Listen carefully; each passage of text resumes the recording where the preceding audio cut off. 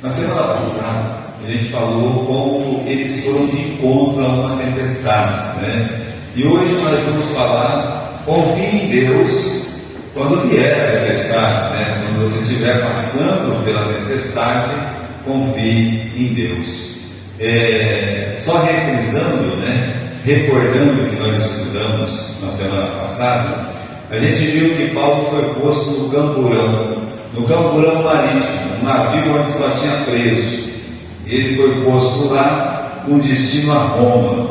E vimos também o centurião, uma pessoa humana. Deus sempre coloca alguém para nos ajudar, para nos amparar. E esse centurião, ele permitiu que onde se parasse o navio, porque naquele tempo, irmãos, não é como hoje, né, que o navio sai e vai direto, né? Sai o navio aqui do Brasil e vai direto lá para a Europa. Não. Naquele tempo eles iam posteando de cidade em cidade, parando, mesmo porque os navios não eram tão preparados. E aí então, cada lugar que Paulo parava, que o navio parava, é o versículo 2, né? Que diz, versículo 2 não, versículo 3. E chegamos no dia seguinte a Sidom, em julho, tratando Paulo humanamente, permitiu ir ver os irmãos para que cuidassem dele. Qual era o relacionamento dos irmãos de Paulo com essa corte, né? com essa turma de centurião?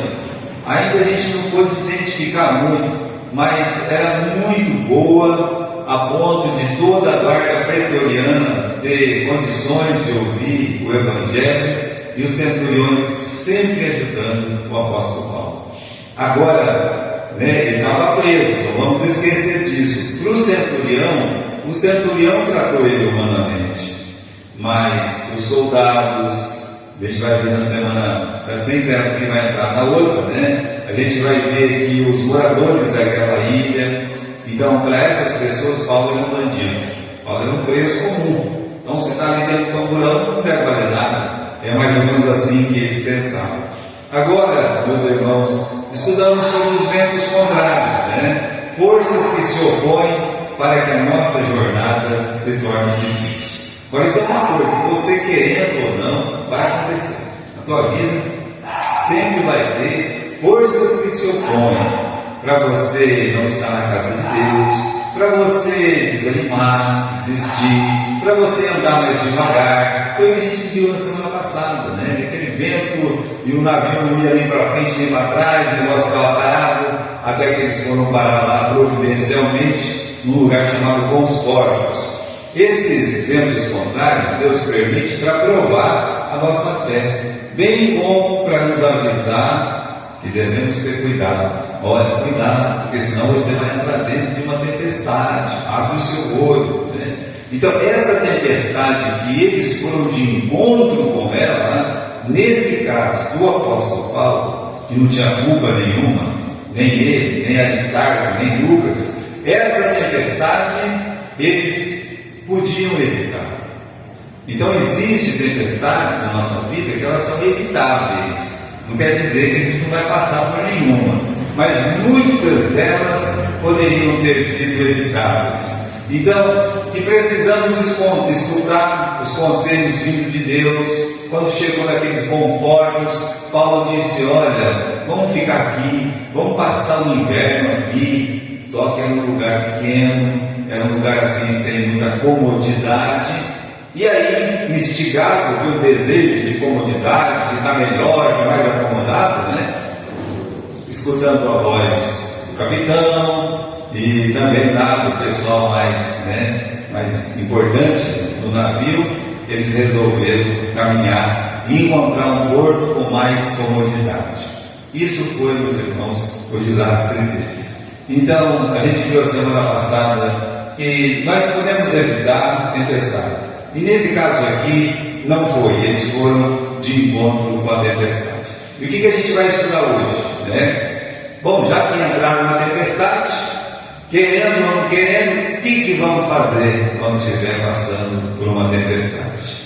Não importa se provocamos ou se não provocamos, o que importa é o que nós vamos fazer quando nós estamos dentro dela, né? Então, aqui que nós vamos aprender é que devemos confiar em Deus quando vierem as tempestades. Nós nunca sabemos, irmãos, quando vamos enfrentar uma.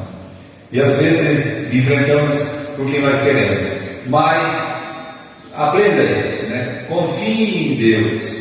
Devemos confiar em Deus quando estivermos atravessando a tempestade e aprender que Deus está conosco. Quando a gente estiver lá dentro, descubra isso, né? E você vai aprender isso. Deus está lá junto com você. Deus não livrou Paulo dessa tempestade, coitado, disse, ele queria evitar essa tempestade de qualquer jeito, mas ele foi posto dentro dela, e aí Deus livrou, né? Perdão, Deus não livrou da tempestade, mas livrou ele da morte, e Deus o acompanhou durante todo o tempo mal, sempre do lado do Paulo, dos seus companheiros, e com aquela boa palavra que nós lemos, Paulo, eu vou dar todas essas pessoas no navio na tua mão. Eu acho muito lindo isso. A forma como que todas as pessoas naquele navio foram colocadas sob os cuidados do apóstolo Paulo. Ele era preso, né? Ele preso tendo que cuidar de todo mundo. Tá certo? Isso no tempo da tempestade. Vamos lá, a tempestade veio, né? Elas vêm na nossa vida. Então, qual que é a questão, né? Ela veio para provar minha fé, ou ela é resultado da minha desobediência? Tem diferença? Tem, com certeza, né? Quando é para provar a nossa fé, isso foi no caso do Paulo. Paulo está sendo provado, a fé dele está sendo provada novamente. Não quer dizer que a pessoa não vai sofrer, não quer dizer que a pessoa não sofre algumas consequências, alguns revés, mesmo estando inocente, passando ali, porque Deus quer que passe. Agora, o pior mesmo é passar por uma tempestade sabendo que você mesmo provocou, que você mesmo se jogou lá dentro. Por quê? Porque o revés é maior. Enquanto Paulo ele até está em paz, ele está tranquilo em alguns momentos, nem sempre, porque se ele tivesse tão tranquilo, Deus não tinha dito não temas. Agora, ele está bem melhor de situação do que aquelas pessoas que disseram: vamos navegar, os tempos estão bons para navegar, teimando contra Paulo. Com certeza tem uma diferença muito grande no psicológico de estar numa tempestade, porque eu fui posta dentro dela, ou que eu me coloquei dentro dela, correto? Mas vamos lá, né? E versículo 13, quando nós lemos no último versículo: soprando o sul brandamente, lhes pareceu terem o que já desejavam, e fazendo-se de vela, foram de muito perto, costeando a terra. Mas não muito tempo depois, deu dela um pé de vento chamado Aquilão, e o navio ele foi arrebatado. O versículo 13 mostra para nós o seguinte: parece que mesmo na teimosia, mesmo no erro, tudo ia ficar bem. É o sentimento da falsa segurança. Olha essa frase que nós temos aí no versículo: supondo que tivessem obtido o que já desejavam, eles içaram velas, ou eles levantaram âncoras, como tem alguma tradução. E eu coloquei essa palavra aqui por minha conta, tá? Eles zarparam, né? Achando que eles estavam seguros, mesmo desobedecendo ao conselho de Paulo, eles zarparam, né? E eu acredito, irmãos, que esse engano, né, que nós temos no versículo 13, dá uma olhadinha no versículo 13 aí, esse vento sul que sopra brandamente, isso eles olhavam para Paulo com desdém. Está vendo só? Nós estamos com razão, você que estava errado. Aí, né, valeu a pena a gente não ficar aí em bons portos. Para que nós vamos ficar em bons portos, um lugar sem comodidade, sem nada? Nada de mal está nos acontecendo. Então é o engano do pecado que a Bíblia fala. Você achar que está tudo bem, mesmo cometendo erros, pecados, falhas, não está tudo bem, não vai ficar tudo bem. Uma hora vai acontecer alguma coisa, e essa falsa segurança, ela não vem de Deus, não vem. Então, se praticarmos o mal, a gente tem que se arrepender e não se sentir bem.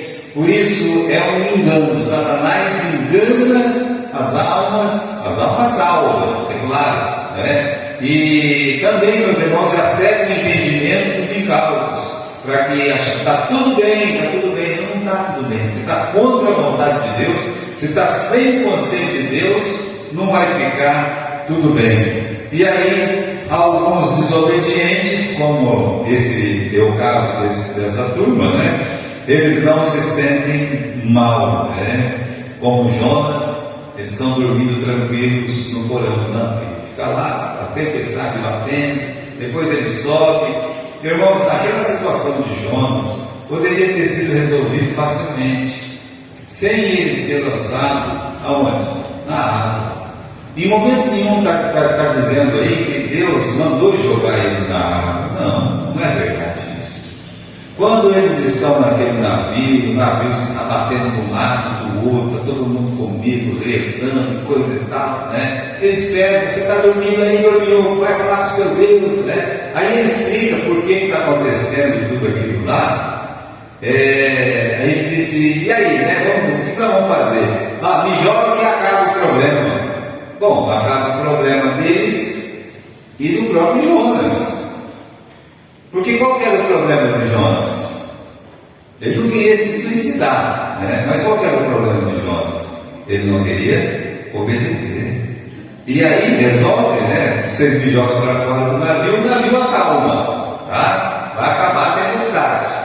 E o meu problema também acaba, porque eu vou morrer, tá certo? E aí eu não preciso obedecer essa ordem maluca que Deus deu aí de ir lá e pregar para aqueles ninivitas, né? Mas ele, meus irmãos, ele fala isso para resolver o problema dele também.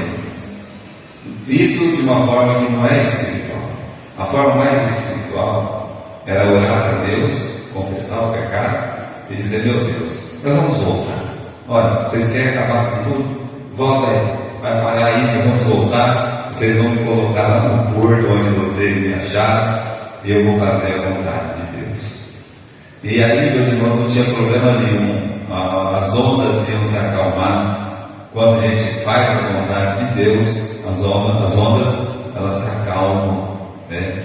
Mas na desobediência ele foi jogado lá, pensava que ia morrer, não morreu, né? A baleia engoliu ele lá, o peixe grande, e foi cuspido na terra, e mesmo contra a vontade foi lá para obedecer o que Deus disse. Então, irmãos, Jonas deveria confessar que errou, pedir perdão para Deus, né?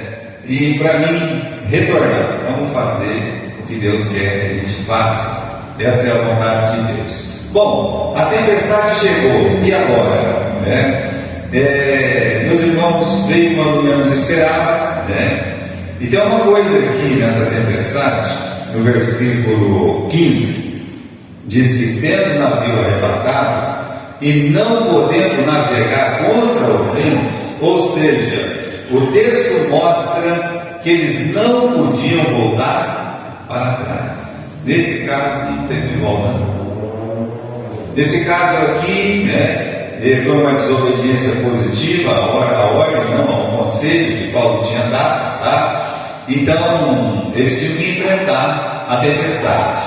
E, meus irmãos, resolveram buscar abrigo, mas aí a situação não estava mais na mão deles.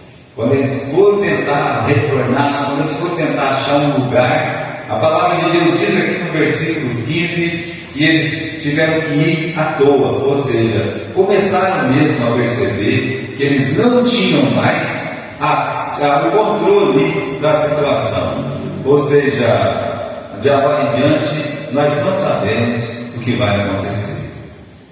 Estamos à mercê de Deus. Como eles não eram salvos, eles não podiam dizer isso. Paulo podia dizer isso. Em alguma tempestade, a gente descobre, não tem mais jeito, né? Eu não posso mais voltar para trás. E agora? Bom, né? Agora também não vou me jogar na água, né? E também não vou mandar ninguém me jogar na água. O que você vai fazer agora? Bom, eu vou esperar pela misericórdia de Deus. Então, irmãos, esse navio, ele está literalmente sobre a misericórdia de Deus. E eu digo mais, não no navio, mas as pessoas desse navio eles estão todos debaixo da misericórdia de Deus. A desobediência aqui deles levou a perdas, agonia e uma grande luta. Os versículos que seguem, meus irmãos, contam a história de pessoas lutando contra as consequências da desobediência. É uma batalha muito grande. Primeiro eles tentam salvar alguma coisa, depois eles já começam a perder mesmo algumas coisas, e quando pensam que não, acabou, né? Não tem mais jeito, vamos lá, né? Com muito custo eles mantiveram o bote. Quando o navio começou a ser agitado, e esse bote mais para frente seria usado para desobediência de novo. Mas eles conseguiram salvar o bote que estava lá atrás, né? Colocaram para dentro do navio. E aí o navio, como vocês sabem, naquele tempo era todo de madeira. Eles cingiram o navio, amarraram o navio completamente, né? Com cabos, para que ele não se despedaçasse, não se desmanchasse. E temendo bater em Sirte, porque Sirte era um banco de areia. Era um lugar, era um cemitério de navio. Então, se eles vão para lá, eles iam se enroscar lá e seria o fim deles de qualquer jeito. E aí, no versículo 18, eles começaram a perder algumas coisas. Vamos jogar algumas coisas fora. Então, nesse processo de tempestade, pode ser que a gente perde algumas coisas e vai perder algumas coisas. A luta vai ser constante. Não vai parar enquanto Deus não quer que pare aquela tempestade. Mas veja, nesse tempo de luta, de tempestade, é um tempo de agonia, é um tempo de perda, é um tempo de muita batalha, e perderam completamente o controle da situação.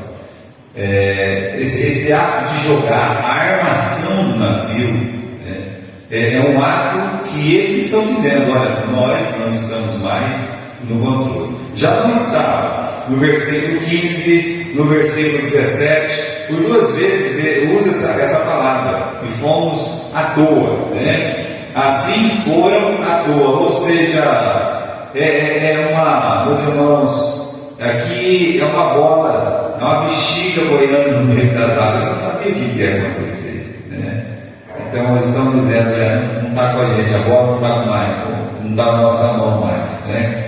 E uma outra coisa é que eles ficaram sem rumo. No versículo versículo 20, e não aparecendo havia já muitos dias, nem sol, nem estrelas, e caindo sobre nós uma não pequena tempestade, fugimos toda a esperança de salvar-nos. Esse versículo é muito importante, porque ele mostra duas coisas. Primeiro, se subiu o sol, se subiu as estrelas, eles se guiavam pelo sol, eles não tinham bússola antes. Eles se guiavam aí, pelo sol, pelas estrelas. Então, o fato de subir tudo isso, aqueles marcos, meus irmãos, que o marinheiro tanto precisava para navegar, significa que eles estão sem rumo. E aí, quando eles dizem que fugiu-nos toda a esperança de salvar, mostra mesmo que está no plural, a gente vai ver isso depois, né? E está difícil. Ficaram sem comer muitos dias, no versículo 21, não estava fácil não. E a verdade é que não é fácil, quando está na tempestade, não é fácil. A gente deve aprender isso, né? Então Paulo está mais em paz, os crentes ali estão mais em paz. Mas os que entraram porque eles queriam entrar nessa tempestade, há um desespero muito grande. A luta é bem maior. Essa é a diferença de você entrar porque Deus quis e você entrar porque você quis, tá? Então a situação muda um pouco. Agora, o sentimento de desesperança no final do versículo 20, né? Fugiu-nos toda a esperança de nos salvar. Ou seja, está tudo perdido, nós não temos perspectiva de melhora. Bom, essa é uma situação muitas vezes da nossa vida mesmo. E se não é da nossa, pode ser de alguém que nós conhecemos. Olha, pastor, não tem perspectiva nenhuma de melhora dessa situação. Olha, é o que eles estão passando aqui. Nós podemos conferir com a palavra de Deus, lendo o versículo 20, e mostrar isso. Olha, eles também não tinham nenhuma perspectiva de mudança, de ajuda mesmo, né? E como é que é isso na prática? Você olha para o tempo e o tempo está contra você. como diz aí, caindo uma não pequena tempestade, né? Você olha para o barco que você entrou e você vê que esse barco está furado, é uma furada, ou seja, está sem rumo, sem controle nenhum, né? Você tenta achar um caminho e não consegue. Então, nesse versículo 20 aí, até chegar no versículo 20, deixa isso claro, né? Tenta buscar um caminho, não consegue, porque tudo se torna escuro e você fica sem saber o que vai fazer. Então, se um dia passar por isso, não importa o que levou você a passar por isso, aprenda. Sempre existe uma esperança, né? Antes disso, quem que ficou desesperado? Final do versículo 20, salvai-nos, fugiu-nos, salvai-nos. Isso inclui, meus irmãos, todos que estão no mar. Inclui Paulo, inclui a Aristarco, que está com Paulo, inclui o autor, que é Lucas, que está escrevendo. A verdade é que a desesperança de salvação daquela situação se abateu a todos. E a grande prova disso era a necessidade de um anjo sentar perto de Paulo e dizer: Paulo, não temas, porque também ele, meus irmãos, estava com medo. Para Deus vir chegar a falar não temas, ele falou isso tantas vezes para tantas pessoas, e em todas as situações, meus irmãos, existe um temor, um receio. Agora é o fim, né? Agora está chegando no fim. Então, meus irmãos, veio aquele momento de Jeremias, né? É Jeremias que ele fala lá em Lamentações: então disse eu, já pereceu a minha força, como também a minha esperança no Senhor. Olha, um estudo básico, você não precisa estudar muito, mas um estudo básico da história de Jeremias. Quando você entra no livro de Lamentações, é tão bom. É tão bom você ver como é que é o sentimento humano. O profeta Jeremias é um profeta temente a Deus, que amava muito a Deus. Em alguns momentos, no livro de Lamentações principalmente, ele desabafa. Ele fala o que ele está sentindo como homem. E num desses momentos, ele fala isso. Ele disse. Quem disse? O Jeremias disse. Se você olhar para a cultura judaica mesmo, religiosa do judaísmo, o profeta Jeremias ele é considerado um dos maiores profetas que existiram. E o maior dos profetas, né, um dos grandes profetas do judaísmo, e para nós também, eu disse. Então disse eu, já pereceu a minha força, como também a minha esperança no Senhor. Eu tinha desanimado completamente. Eu até convido você para abrir lá, se você puder abrir comigo lá em Lamentações, porque senão fica parado nesse texto, parece que o Jeremias ele jogou a toalha. Não é bem assim, tá? É que tem momentos na nossa vida que o desânimo toma conta, completamente. E a gente fica sem saber o que fazer, sem rumo, sem sol, sem estrelas, sem nada desse jeito. Eu acho que o Jeremias, ele viveu esse momento, quando ele disse isso, no versículo 18. E aí no versículo 19, ele diz: lembra-te da minha aflição, do meu pranto, do absinto, do ferro. Aí ele fala que não tem mais esperança no Senhor. Ao mesmo tempo ele fala: meu Deus, lembra dessa agonia, desse absinto, desse ferro. Tudo isso é sentimento interno. Tudo isso é uma tristeza profunda que ele está sentindo. É uma dor profunda no coração dele, na alma dele. Ele está falando coisa de dentro dele, que às vezes nós sentimos. Ele está falando de ferro, né? De absinto, ou seja, que a vida dele está muito amargurada. No versículo 20, a minha alma certamente disto se lembra e se abate dentro de mim. Disto me recordarei na minha mente. Por isso, me esperarei. Um fiozinho de esperança foi entrando no coração dele, e ele já começa a falar de esperar. Esperar, esperança. Aí ele fala, meus irmãos, um dos versículos mais lindos que nós temos na Bíblia, As misericórdias do Senhor são a causa de não sermos consumidos, porque as suas misericórdias não têm fim. Ele fala isso no momento que Jerusalém já estava arrasada. Nabucodonosor entrou lá e destruiu tudo, já tinha destruído tudo. Os parentes de Jeremias já tinham sido mortos, pessoas que ele conheciam, assassinados, a cidade completamente tomada, o templo destruído, crianças sendo levadas escravas, mulheres violadas, rapazes mortos a sangue frio. Assim, ele viu tudo isso, ele assistiu tudo isso, e mesmo assim ele está dizendo: as misericórdias do Senhor estão a causa de não sermos consumidos. E no versículo 24 ele diz assim, 23, novas são a cada manhã, grande é a tua fidelidade.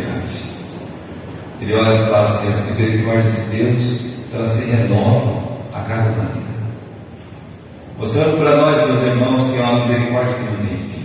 É bom você pensar, quando você está passando numa tempestade: eu que entrei. Lembra disso, que as misericórdias do Senhor, elas se renovam a cada manhã. E ele continua: a minha porção, ó como mudou, a mudança do versículo 18 para o versículo 24 é tremenda.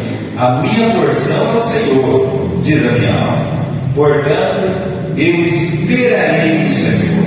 Bom é o Senhor para os que esperam por Ele, para a alma que o busca. Então, se você espera no Senhor, se você busca o Senhor, acredite, Ele é bom, Ele é misericordioso. Bom é o Senhor para os que o esperam, para aqueles que os buscam.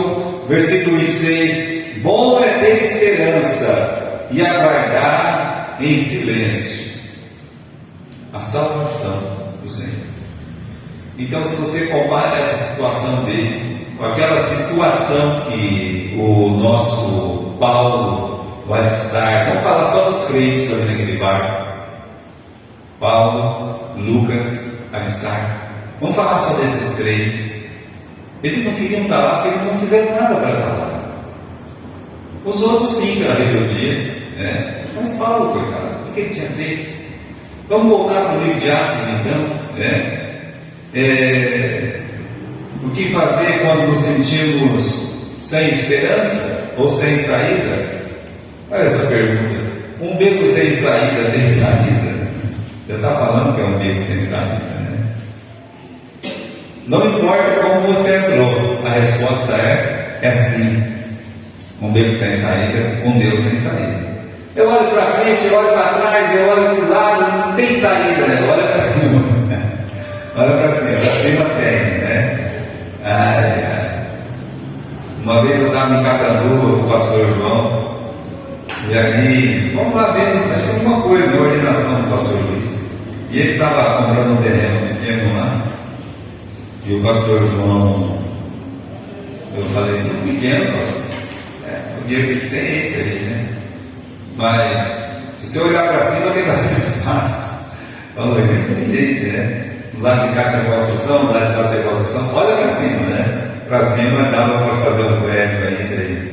E até fizeram alguma coisa nesse sentido, O que Jeremias pensou quando passou pela desesperança? Pediu para Deus se lembrar dele, lembrou das misericórdias do Senhor, lembrou que ele tinha com quem contar, que é o Senhor, e ele renovou as suas esperanças em silêncio. A tempestade, ela nunca é maior que o nosso Deus. Deus é que controla as tempestades, não o contrário. Então, nunca é maior que o nosso Deus. Tempestade não pode ser. Então, Jesus, ele está lá no barco, ele pode dormir no barco na tempestade, ele se levanta e fala: acalma-te, e o mar, ele se acalma. Mas também, meus irmãos, se ele quiser que o mar continue agitado, vai continuar agitado, e assim vai ser. E ele vai andar sobre as águas. Pronto. É assim que funciona, Ele está conosco dentro do barco na tempestade. Ele pode acalmar, como ele pode permitir até que piore, contanto que a gente tenha aquela paz que Ele está conosco. Deus estava ali, bem pertinho. Deus nunca nos abandona. Vamos voltar para o livro de Atos, capítulo 27. Deus estava lá, Jesus estava lá. muitos anos atrás, talvez uns 25 anos atrás, teve uma tempestade muito grande em Gana, uma chuva assim, estendeu casa, um monte de coisa, nem deu aqui em Marília uma vez, né? E o que aconteceu? Tinha algumas pessoas de idade na igreja, eu tinha um ano, né? E aí eu peguei, dei uma acalmada assim na tempestade, eu disse, eu vou passar na casa da irmã Edith, da irmã Laura, da irmã Jacinta e da irmã Lourdes. São 4 pessoas de idade. Eram umas 2h30, 3 horas da manhã. Aí eu fui, né, mais perto da minha casa, na época, a casa da irmã Jacinta, passei, ok, tudo bem, né? Passei na casa da irmã Edith, ok, tá tudo bem, tá todo mundo vivo aqui, ela tinha um menino, né? Tá tudo bem, né? Fui para a casa da irmã Laura, né? A irmã Laura estava lá, morava num comumzinho no fundo, tá tudo bem aí, não tinha caído nada, mas quando eu passei na frente da casa da irmã Lourdes, a casa não tinha mais, né? Destelhou, quebrou, foi uma casa de material, foi uma coisa de Deus mesmo. Eu falei, valeu Deus, que a coisa aqui está feia, né? Aí aquele vento, não estava chovendo mais, um vento medonho. E aí eu entrei lá dentro, pulei o muro, né? Porque ela fechava o cadeado. Entrei lá e tinha lá um cantinho. Ela estava num cantinho, né? Protegida, num abrigozinho lá, segurando um rádio. Essa de idade é barata, né? Segurando um rádio, né? Que era do pai dela, ela falava muito daquele rádio, né? A Bíblia, tá? No rádio, a Bíblia sentadinha, cabecinha toda molhada. Eu digo, irmã Lourdes, né? Tá tudo bem, ela disse, está eu, minha Bíblia, meu rádio, e meu Jesusinho, meu Jesus está comigo, né? Ele me guardou. Mas foi bom que a casa dela foi totalmente reformada, sabe? Ela mesma reformou e tal. E era um quintal enorme, né? Irmãos, aquela palavra ficou na minha cabeça. Ela disse, Jesus está comigo. Ela chamou Jesus de Jesusinho, que ela tinha um jeito carinhoso de falar com Jesus. Eu acho que é isso aqui, né? O Paulo, capítulo 27, versículo 21.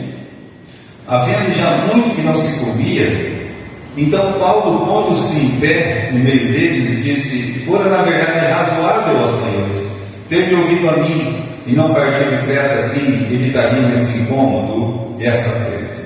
Agora eu admoesto a que tenhais bom ânimo. Por quê? Porque não se perderá a vida de nenhum de vós, mas o navio vai afundar. Olha que interessante. Paulo se levanta e diz, ei, quem mandou vocês serem teimosos? Né? Olhem que nada tem cozinha, tá vendo? Né? Bom, né? Eu tenho uma notícia boa e uma notícia ruim para dar. Qual que vocês querem primeiro, né? A notícia boa, ninguém vai morrer, vai ficar em paz. E a notícia ruim, o barco vai afundar, né? Então, é o que está dizendo aqui, é o que ele está falando, né? E no versículo 23, ele diz, porque esta mesma noite, o anjo de Deus em quem eu sou e a quem eu sirvo, esteve comigo. Ou seja, ele não ficou sozinho naquela noite escura. Ele não ficou sozinho quando as ondas batiam sobre aquele navio, a ponto de se quebrar todinho. Enquanto todo mundo estava com medo, a Bíblia diz, talvez ele esteja com medo aqui. Paulo, não temas, está com medo, Paulo, a gente é ser humano. A gente fica aqui pensando, o que será que vai acontecer comigo agora? Veio essa tempestade na minha vida, ou eu fui desobediente a Deus, eu dei de cabeça nessa tempestade, e agora? Aí Deus vem e diz, não temas. O anjo de Deus, a quem eu sirvo, esteve comigo. Por isso, meus irmãos, Deus estava ali, bem pertinho. Deus nunca nos abandona. Estava junto com Paulo, com os irmãos. Aí eu digo, é aquela sombra à nossa direita. E você é a luz. Acredite, porque você é luz, e porque Deus é luz, Sempre que há luz, há sombra. A sombra, ela só desaparece quando não tem mais luz, quando só há trevas. E a palavra de Deus diz que Deus, o nosso Deus, o Senhor, é a nossa sombra, a nossa direita. Ele está sempre conosco. Eu quero me livrar da minha sombra, você não vai conseguir. Deus está ali, Deus está pertinho, está junto. É um com você. E Ele vem para nos encorajar. Ele tem anjos para enviar. Ou é o anjo que falou no tema? Pastor, não apareceu nenhum anjo de asinha ainda na minha vida. Toma vergonha na sua cara. E lá precisa de anjo com asinha, Ele vai mandar uma pessoa, Ele vai mandar um ser humano, Ele vai mandar um alguém para conversar, para te ajudar, para estender a mão para você, para te dar um conselho, para chamar a sua atenção. Assim como esse anjo apareceu para Paulo, Paulo foi um anjo na vida de todas as pessoas daquele navio. Continuando, Deus vem para nos animar, para dizer que tudo vai ficar bem, Aí ele fala: você tem um trabalho para fazer, viu? Peço que esqueci não. Você vai ter que testemunhar lá para César, Você vai ter que ir para lá. E aí, meus irmãos, o mais importante é que no meio de toda essa tribulação, no meio de toda essa angústia, no meio de todo esse movimento ruim, Paulo ainda recebe uma responsabilidade. Que naquele momento, meus irmãos, era só aumentar o cargo da pessoa, Dizendo assim, no final do versículo 24: eis que Deus te deu todos quanto estão contigo. Então Deus deu todas aquelas almas nas mãos de Paulo, dizendo: Paulo, você tem um trabalho para fazer lá em Roma, mas antes de você fazer esse trabalho em Roma, nesse momento aí de angústia, nesse momento aí de tribulação, você tem que cuidar dessas pessoas. Olha, não importa se a gente entra ou se colocar na tempestade, você ainda continua sendo responsável pelas pessoas. Você não pode fugir dessa função.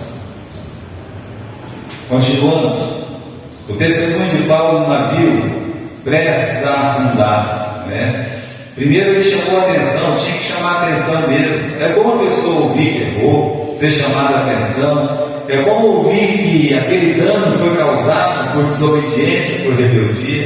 E eles têm que escutar isso. Olha lá no versículo 21, Fora na verdade razoável os senhores ter me ouvido, Está vendo? Então, olha aí o que vocês foram fazer. Está certo. Errou, chama atenção, Sábio será aquele que souber ficar quieto, porque errou. Paulo anima com palavras de fé, Fala que o anjo apareceu, Fala que este anjo foi enviado por Deus, isso é importante, e o Deus que ele serve. Diz que ninguém vai morrer, que o barco vai afundar, mas diz fielmente, o que o anjo falou. Olha, essa questão, meus irmãos, é importante lembrar. No final do versículo 23, ele fala, 23 não, versículo 24, deixa eu ver aqui. 25, ele fala assim lá no final: portanto, ó senhores, tem bom ânimo, porque eu creio em Deus, que há de acontecer assim como a mim me foi dito. Onde é que estava a fé de Paulo nessa tempestade? No que Deus tinha dito. No tempo ruim, você não tem que pensar no que as pessoas falam, você tem que pensar no que Deus diz. Aí você tem um rumo, você tem um norte. Paulo estava sem rumo até lembrar disso. Olha, vai acontecer o que Deus disse, Eu vou olhar para Deus, vou confiar em Deus, vou deixar ser guiado por Deus. É isso que eu vou fazer. E para terminar, irmãos, vamos fazer algumas considerações finais aqui, Quem passou pela tempestade? Os desobedientes, os que estavam inocentes, os que estavam ali só para ajudar. Que nem o coitado do Lucas para estar. Foi só para ajudar o Paulo que sofreu tudo isso. Pastor, eu fui ajudar lá, eu me lasquei em tudo. Às vezes acontece, Está lá. Então, quem passa por tempestade? Todas essas pessoas. Que é possível perdermos a esperança por um momento, né? Então, irmãos, é possível a pessoa ficar meio agoniada em algumas situações, mesmo sendo um crente fiel a Deus. E aí, que Deus está conosco nas horas mais difíceis. Ele não livrou o Paulo da tempestade. Não livrou, né? Daniel estava lá na cova dos leões, os amigos de Daniel estavam lá na sarça ardente. Deus não tirou ninguém da situação. Vai passar, vai passar. Vai entrar no fogo, vai entrar no fogo. Ah, tem um leão aí, vai ficar lá. Acontece que Deus está junto. Acontece que Deus está protegendo, guardando a pessoa daquela situação. Então é possível, né? É possível. E acontece na maioria das vezes. Só que nesse momento Ele nos dá força e o ânimo necessário para passar por aquela situação. Acho que é 1 Pedro, né? 1 Pedro 5, 7 ou 9. Vamos lá. 1 Pedro.